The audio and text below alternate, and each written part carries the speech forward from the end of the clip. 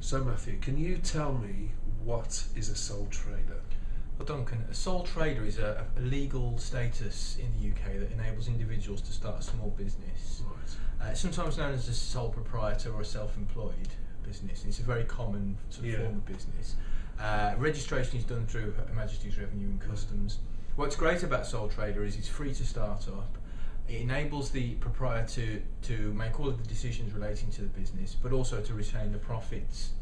Okay. What I should say is that the proprietor isn't a separate legal entity to the business, so if it becomes insolvent in any way, personal assets can be sort of liable.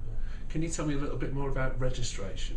Yeah, it's a form that you need to complete and send back to HMRC, and there's no charge to do that, and you should do it as soon as you're ready to trade. Okay. And I guess there's going to be some issues with tax and national insurance. Yeah, income tax is dealt with under the self-assessment tax return scheme, which is due which starts each April. Yeah. You make 2 tax instalment payments, one in January and one in July. And when you're doing your returns, if you're doing them on paper, they need to be in by the 31st of October. Yeah.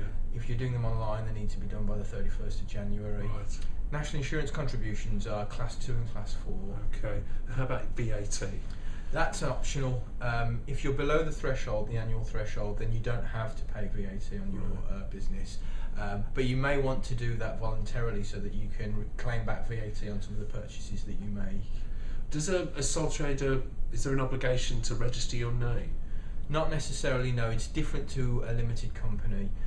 There is no checking of names when you're with HMRC when you register. I would check to see whether anybody in the surrounding area has that same name, or especially if you're going to trade nationally, it's worth considering. But this is different to a trademark, and if you want to protect the brand for a business and protect the trademark, you would need to register that with the Intellectual Property Office, and the usual rules would apply there. Okay, that's great. Thanks very much. Thank you.